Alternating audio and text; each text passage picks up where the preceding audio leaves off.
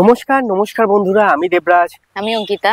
দেবরাজ ব্লগের আরো একটি নতুন এপিসোডে তোমাদের সকলকে জানাই স্বাগত। তো তোমরা আগের ব্লগে দেখেছো আমরা বামুনগাছি থেকে চলে এসেছিলাম হুগলির আটপুরে। আর হুগলির আটপুরে কি করতে এসেছিলাম তো চলো তোমাদের দেখাই।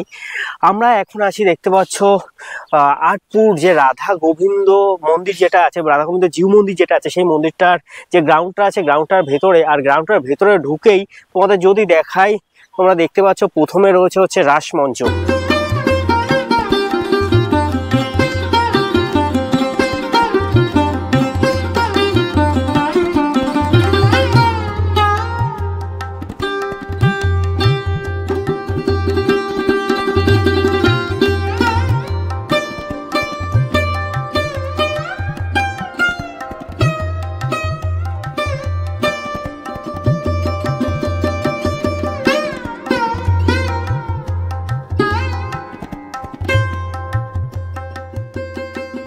তো তোমাদের তো দেখালাম রাসমঞ্চ, এবং রাসমঞ্চ ছেড়ে আমরা এখন এগিয়ে যাচ্ছি।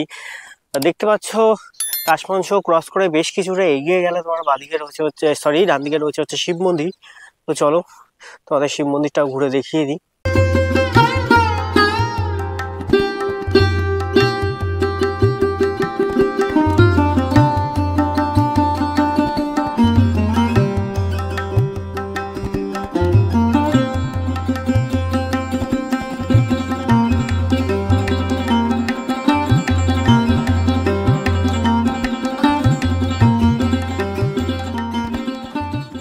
তোমরা দেখতে পেলে তোমাদের শিব মন্দিরটা দেবরাজ ঘুরে দেখালো। এবার শিব মন্দিরের আশেপাশে দেখো কি সুন্দর টেরাকোটার কাজ, যেমন উপরে আছে সুন্দর সেমনি নিচেও আছে। দেখো কি সুন্দর, অপূর্ব লাগছে মন্দিরটা।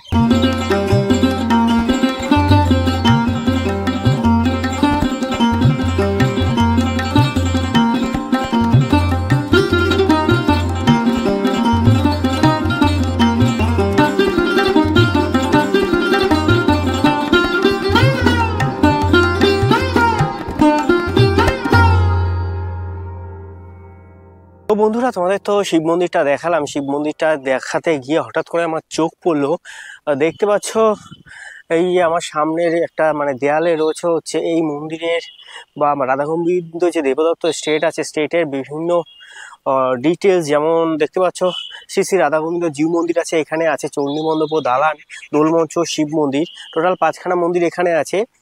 আর এই যে দেখতে পাচ্ছ সমস্ত ডিটেলস তো দেওয়া রয়েছে, এই যে এখানে দেখে নিচ্ছ তোমরা। আর এখানেও কিন্তু সমস্ত ডিটেলস দেওয়া রয়েছে, অবশ্যই তোমরা পজ করে পড়ে নিতে পারো, তাহলে এই জায়গা সম্পর্কে তোমাদের একটা সুন্দর ধারণা তৈরি হবে। তো চলো বন্ধুরা, এবার আমরা প্রবেশ করি মন্দিরের ভেতরে এবং তোমাদের জানাই এই মন্দিরের ইতিহাস সম্পর্কে। রাধা গোবিন্দ মন্দির। রাধা গোবিন্দ মন্দিরটি বর্ধমান রাজার দেওয়ান ও স্থানীয় জমিদার কৃষ্ণরাম মিত্র কর্তৃক 1786 খ্রিস্টাব্দে নির্মিত। পূর্বমুখী ইটের তৈরি এই আটচালা মন্দিরটি চারচালা, ত্রিখিলান এবং অলিন্দযুক্ত প্রবেশদ্বার বিশিষ্ট ও উচ্চ ভিত্তির উপর নির্মিত। মন্দিরটির দৈর্ঘ্য 57 ফুট 8 ইঞ্চি, প্রস্থে 40 ফুট 3.5 ইঞ্চি এবং উচ্চতা প্রায় 67 ফুট 5 ইঞ্চি।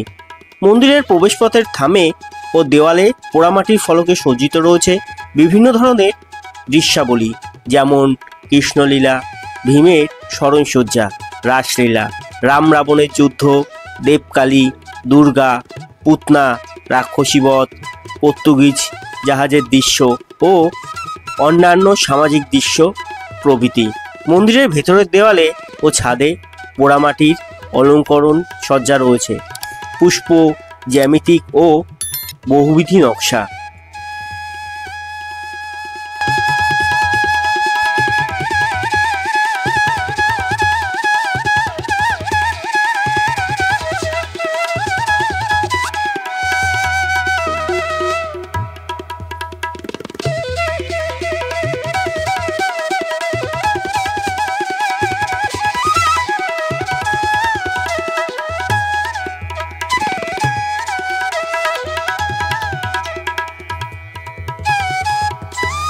তো তোমাদের ঘুরে দেখলাম রাধা গোবিন্দ জিউ মন্দির। এখন আমরা চলে যাচ্ছি ঠিক তোমরা যেই রাস্তা দিয়ে তোমরা রাধা মন্দির জিউ মন্দিরে ঢুকেছো, রাধা মন্দিরে জিউ মন্দিরে ঢুকে একদম ডান দিকে দেখতে পাবে রয়েছে ছোট্ট একটি গেট। গেট ধরে আমরা চলে গেলাম চণ্ডী মণ্ডপের দিকে। দেখতে পাচ্ছ সামনে এটি হচ্ছে 8 চালা চণ্ডী মণ্ডপ। তো চলো তোমাদের জায়গাটাকে ঘুরে দেখাই।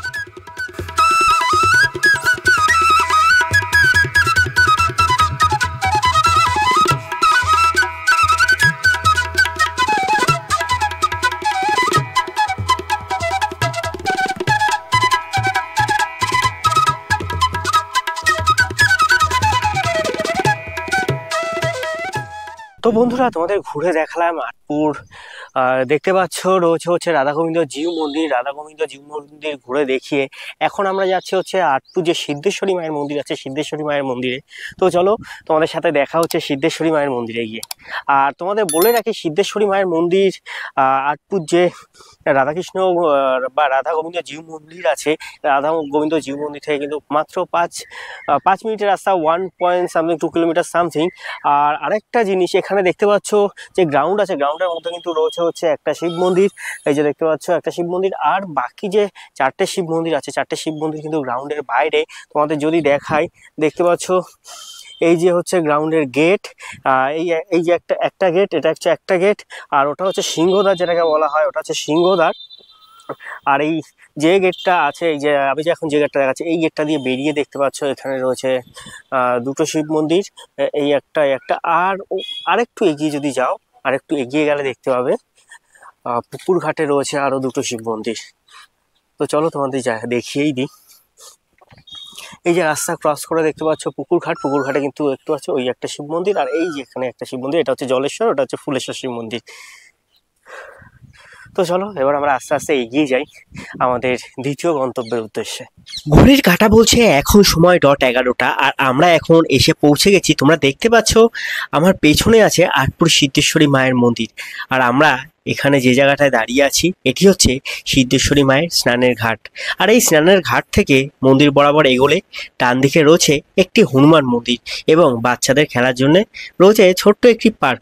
তো চলো আমরা এগিয়ে যাই আস্তে আস্তে মন্দিরের উদ্দেশ্যে। এখানে তোমাদের কিছু কথা বলি। অ্যাকচুয়ালি তোমরা হয়তো ভিডিওটা দেখে বুঝতে পারছো আমি মাইক অন করা সত্ত্বেও জাস্ট টেকনিক্যাল কিছু গ্লিচের জন্য হয়তো বা টেকনিক্যাল কিছু প্রবলেমের জন্য আমার ভয়েসটা রেকর্ড হয়নি, যার জন্য আমার ভয়েস ওভার দিতে হলো। তো একটু যদি ভুল ত্রুটি কিছু হয়ে থাকে একটু দেখে নিও, এটুকুই। তো চলো আমরা আস্তে আস্তে এগিয়ে যাই মায়ের মন্দিরের উদ্দেশ্যে।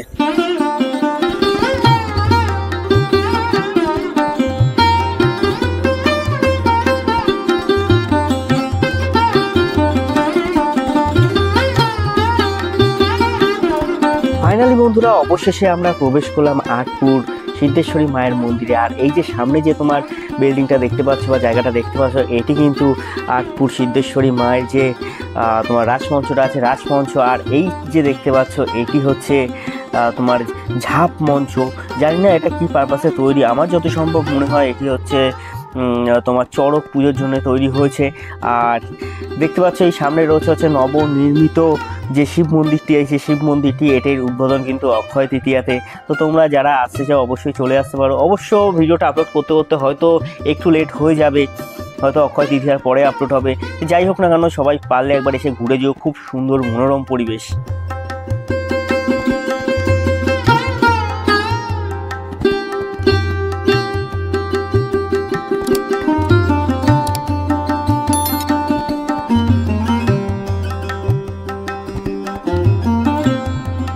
তো বন্ধুরা তোমাদের ঘুরে দেখালাম আটপুর সিদ্ধেশ্বরী মায়ের মন্দিরে যে শিব মন্দিরটা আছে, শিব মন্দিরটা। এখন আমরা তোমাদের ঘুরে দেখাবো এই যে সামনে দেখতে পাচ্ছ আটপুর সিদ্ধেশ্বরী মায়ের মন্দির। তো চলো আস্তে আস্তে আমরা ভেতরে যাই এবং তোমাদের ঘুরে দেখাই।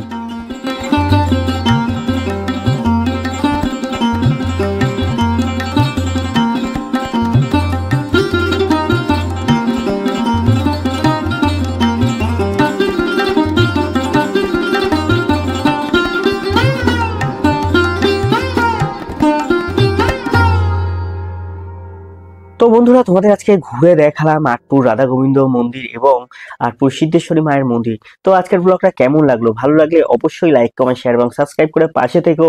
দেখা হচ্ছে পরবর্তী ব্লগে, ততক্ষণের জন্য টাটা। আর হ্যাঁ, মাথায় রেখো আটপুর সিদ্ধেশ্বরী মায়ের অলৌকিক কিছু কাহিনী নিয়ে কিন্তু আরো একটা ভিডিও আসতে চলেছে খুব শীঘ্রই, সুতরাং সাবস্ক্রাইব করে পাশে থাকতে হবে।